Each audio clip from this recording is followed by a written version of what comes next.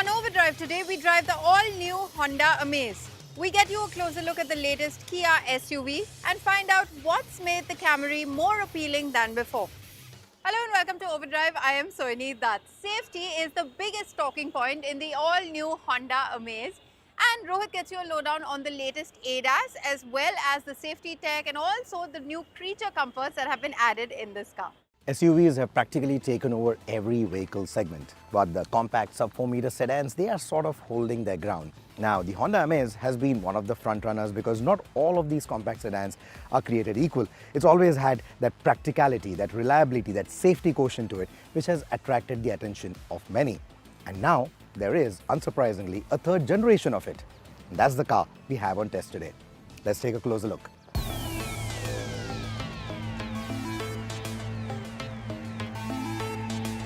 At first glance, you might mistake the new Amaze for its larger sibling, the Honda City, especially when viewed from the rear. Sure, the City has a more sculpted and sophisticated design, but the taillights share a striking resemblance. And the Amaze is even offered in the same striking shade of blue as the City, adding to its aspirational appeal. But the real deal is the front end. For the first time ever, the Amaze has gone with a twin pot layout for the headlights. Now, they may look like projector beams from afar, but they aren't. These are essentially multi-segment LEDs, much like the Honda City, but split into two different units or two different segments for high and low beam. The top trim, equipped with ADAS, also features auto high beam assist. The wheelbase, the length and the height are identical to the outgoing car. The ground clearance is up by a whisker, 2 millimeters. On the topic of safety, the Amaze also gets Honda's sensing ADAS technology, which doesn't rely on radars. It only uses a simpler, more cost-effective camera system, much like the Honda City. The ADAS suite in the Amaze is an excellent entry point into advanced safety technologies, and it complements the car's already impressive safety package.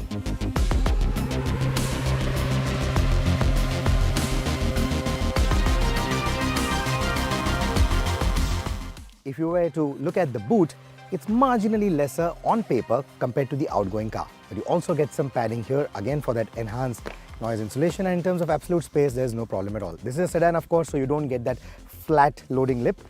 The loading lip is going to be slightly high, but not much of a problem is what I believe. And Honda say that if you were to horizontally arrange suitcases like these, you can get up to 5 of them in there. If you had any problems with the ingress and egress on the previous generation Amaze, that is still going to continue, but I don't think it's much of a problem. Even for older passengers, it shouldn't be much of a problem because the hip point, not changed, but it was always pretty high on the Amaze, which is still quite good even on the new one. You also get a center armrest here, you get 2 cup holders, the knee room is excellent, the foot space is quite good, the visibility outside of the window is quite nice, and the headroom is quite nice too. Even for a 6-footer, it shouldn't be much of a problem. The infotainment might just feel a bit underwhelming because it only has controls for telephony and radio, and music of course via Bluetooth. The speaker system isn't branded, but it offers decent audio quality both at the front and at the rear. And in terms of the connected tech, it takes a slightly different approach than rivals from Hyundai or Suzuki, where you do not get an interface on the infotainment. All of it is only available via your smartphone, via the Honda Connect app. The silver lining, however, is that for all your connected tech like remote stuff or geofencing, vehicle tracking, all of that, you get a complimentary 5-year subscription to the Honda Connect, which I think makes it one of the best value for money connected tech packages in this space. The 360-degree camera is notably absent, but Honda has equipped the Amaze with a blind spot camera integrated into the infotainment screen. Despite the lack of the 360-degree camera, judging the car's 4 corners is effortless, thanks to its compact dimensions and well-positioned rearview mirrors.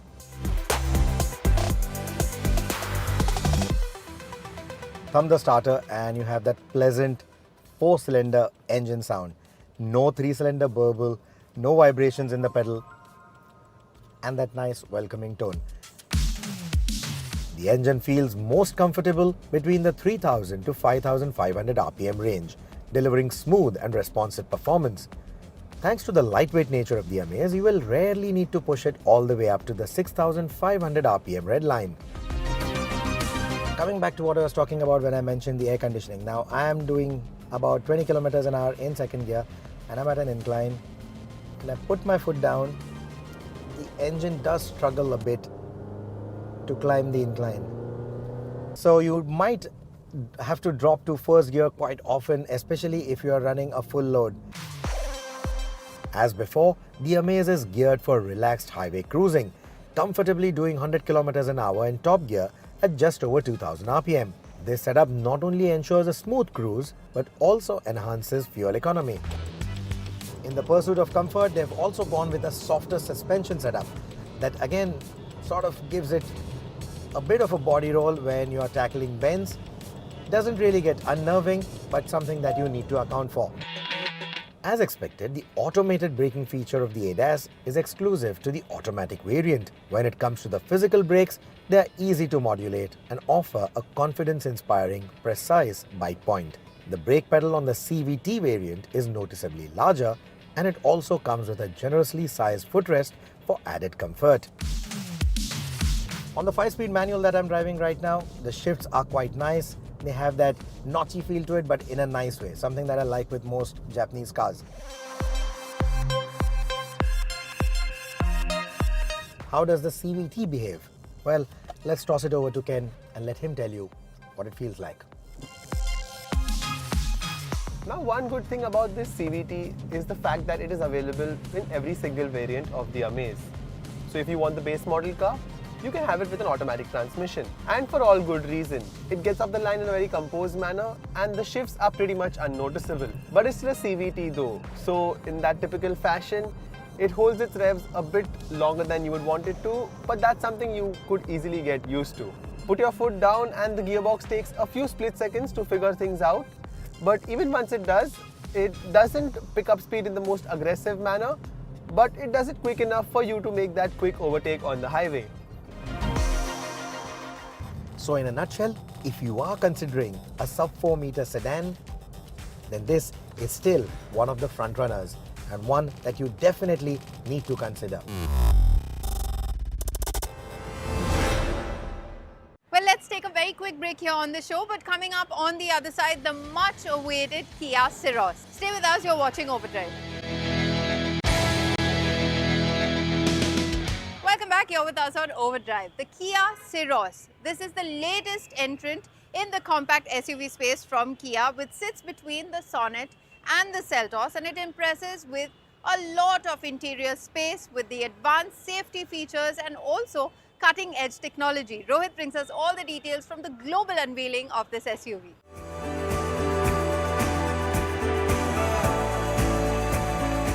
This is the new Kia Syros.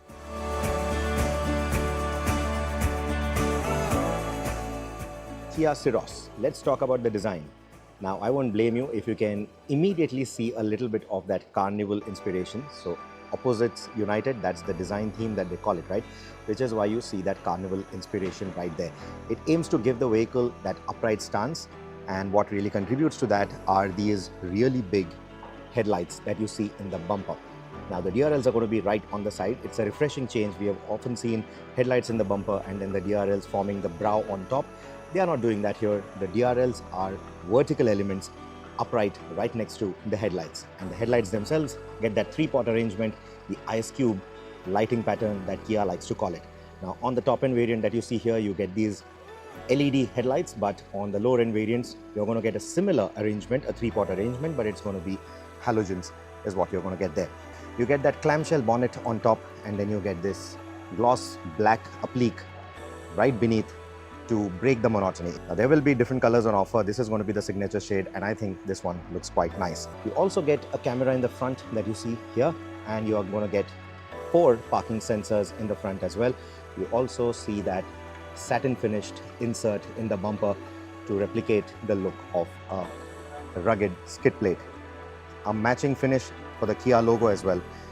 And then once we look at the side profile of the car, you will also notice that the window line is pretty tall, and the shape of the windows also mimics that angular design theme quite well. Moving to the rear, now you see these really high tail lights. very high mounted tail lights, you get a high mounted stop lamp as well. So especially in traffic, this is going to be quite good. People are going to immediately notice your car and they will know when you're coming to a halt much easier. Now the wheels, diamond cut wheels, or Kia likes to call them crystal cut alloy wheels. You're going to get 3 sizes. The base variant is going to get 15s, the mid variants will get 16s, and the top end that you see here gets 17 inches. Again, a very interesting design theme going on there with the wheels. Again, continues to mimic that angular styling, right? So I think it's quite nicely done. It's a refreshing change from the typical designs that we've seen with many of the Hyundai and Kia cars. Now this will not be offered in dual tone combinations, so no black roofs, white roofs, etc. at least as of now. There'll be 8 monotone colors on offer, and the color that you see here, the frost blue is what they call it, that is going to be the signature. Stepping in, the first thing you're going to notice, the new Kia steering wheel. So you get this Kia lettering which is a bit offset. All the controllers are sort of familiar, so you have your telephony and all your music controls right here, and then you get a drive mode selector, and it's a really sporty looking switch that you get here, and you get 3 driving modes, that's eco, normal and sport, which is quite nice. And then you also get the traction modes. Yes, in a sub 4 meter car you're getting traction modes, so you have snow, mud and sand depending on which kind of terrain you are driving on. And you will see that it's a complete display that you get here. It's not just a multi-info display panel in the center, it's a full digital display that you get here. In fact, you're getting 30 inches of display space right here. So essentially how that is split is that you get this particular instrumentation which is 12.3 inches. You get the infotainment which is again 12.3 inches, sorry for the reflections. And then you get this 5-inch center panel which gets you all the AC controls. Sub 4 meter car, and just take a look at the kind of knee room that I get here. It's excellent. Foot space is brilliant on this. And not just that, you also get this big glass panel as your sunroof. Now the front section opens, of course. Now in the higher variant that we are sitting in right now, you get the glass coverage all the way to the back. But in the lower end variants, you're still going to get the sunroof at the front. So that's another good thing. So it adds to that roomy feel. And the other good part is you also get these retractable window blinds. So if you want that roomy feel, you get it. If you just want some privacy, you can just pull this up and you're done. I think Kia has just thrown everything at the rear seat in a sub 4 meter space. Reclining seats, reach adjustable seats, ventilated seats. What more can you ask for? What about the boot space? With so much customizability in the rear seats, it's going to rob into the boot space, right? So basically, when you push the seats all the way to the front, you get up to 460 liters of boot space. So for all you number nerds out there, that's more boot space than even the Seltos, which is at about 430 something. But when the seats are obviously all the way back, still, I think the boot space is not going to be that bad. You'll still be able to get 2 overnighters or maybe 3 overnighters easily in there. So your weekend's worth of luggage should not be a problem at all.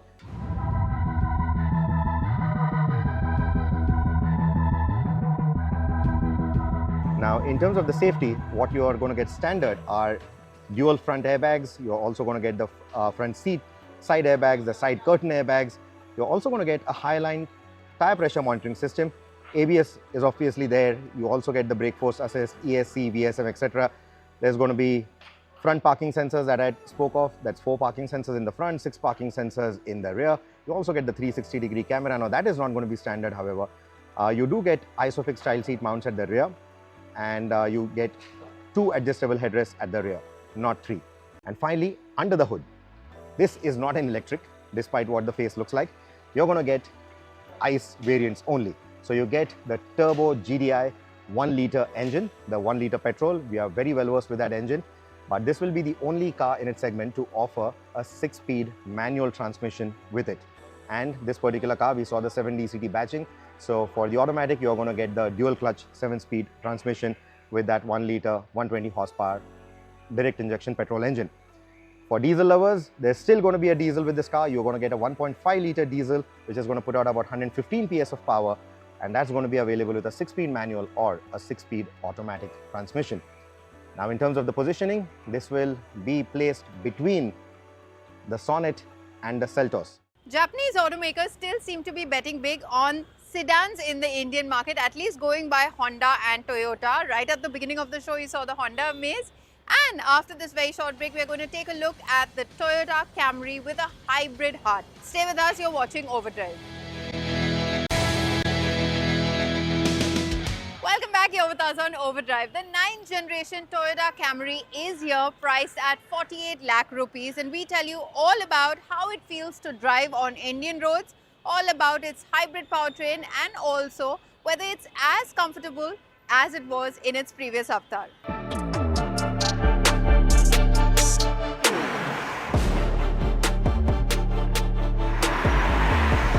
Now you see that funky layout behind me, that's how much you stand out nowadays whenever you drive a sedan. And speaking of sedans, this Toyota Camry has been going on strong for years now, even while its competitors have faded away.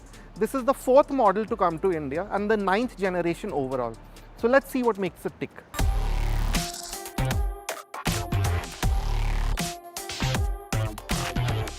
Toyota may be calling this an all-new model, but this is in fact a heavy reworking of the last car. The most notable change is the new 5th gen hybrid system that pairs a 2.5-litre petrol motor with a 1.04 kWh lithium-ion battery pack, making a combined 230 PS, a 13 PS increase. The system is now lighter by nearly 8 kgs, and the electrical system is also more responsive, which has led to the 0 to 100 kmph time dropping to 7.2 seconds from 8.3. The greater electrical assistance has led the ARAI mileage figure also improve to 25.49 kmpl from 23.27. Yes, you also have that sharp EV-like response when you set off at lower speeds, which is especially useful in traffic. So you can get up and go without waiting for the engine to hit its power band, which is convenient. This assistance does taper away the faster you go, so while the Camry is a brisk car, you do miss the higher end punch of a pure petrol or diesel in the way you expect from a luxury sedan. The 10-step eCVT seems to have improved too. The delays you expect is better controlled than before, and while it is there, it doesn't take away from the driving experience. It's responsive enough for smooth progress in the city, while the sport gearbox mode does sharpen up shifts when you're going a bit faster in the open road. On the highway as we are right now, dead straight roads, triple-digit speeds, it has that solid feel to it.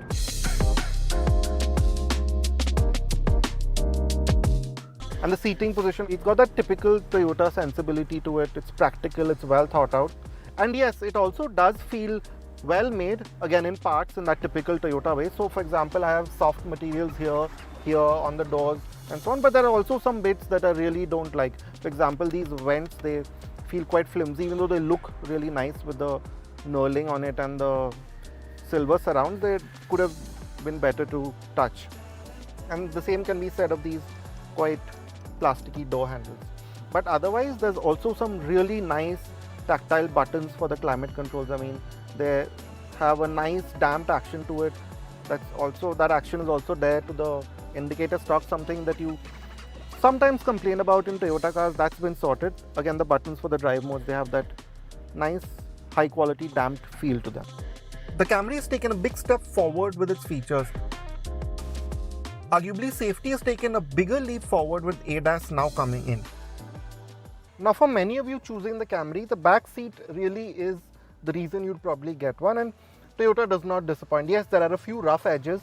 Yeah, you don't have a panoramic sunroof, but to be honest, I don't miss it because it's still a bright, airy feeling space inside. But yeah, some of the materials and finishes could have been better. I mean, this air vent arrangement really doesn't look like it belongs in a car that's over 50 lakhs on road. And similarly, you have some scratchy plastics here around here. Although there are also soft materials that are, as you can see here, here and here.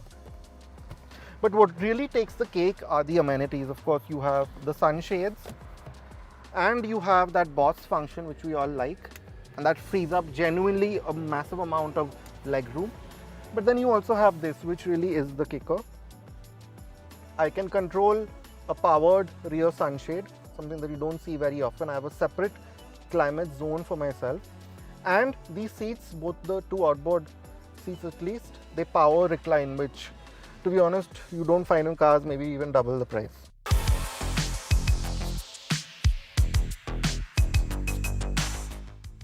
This Camry looks quite a bit more modern now with the new Toyota face. There's some aggression here with the C-shaped lighting and the wide band that connects the small headlamps. The two-tier grille is also well done with the neatly arranged ADAS sensor and the Lexus-like elements. The heavier creases that go with this do the trick too.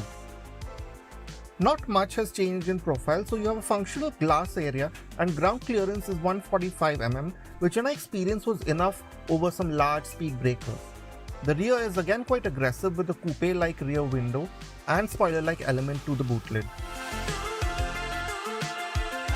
The lighting carries the same theme as the front, while you have a touch more aggression in the bumpers. Now with the 500 liters of boot space that the Camry gives you, it's not the most that you can expect in a sedan, but it's okay. Your family trip will be taken care of. As you can see, the opening isn't too high, the lip, and you have a wide sort of low space like you do in most sedans. Yes, there are some bits that could have been better, like this exposed metal here and the speaker covers, they're not very nice. And this really quite flimsy cover too, it could have been much better. But what you do get, if I lift this, you get a full-size alloy spare wheel, which is something you rarely see nowadays. Priced at Rs 48 lakhs, the new 9th Gen Camry still feels good value. Yes, the cabin quality could have been more consistent and the drivetrain a bit more engaging. But the especially comfortable cabin and ride, the vast features list and the easygoing general driving experience with more than a hint of good driving dynamics continue to make the Camry a solid luxury sedan. Well, we've run out of time on this week's edition of Overdrive, but remember you can stay in touch with the team through our various social media platforms and you can write to us on YouTube as well. We'll see you next week. Until then, goodbye. Many thanks for watching. Ride and drive safe.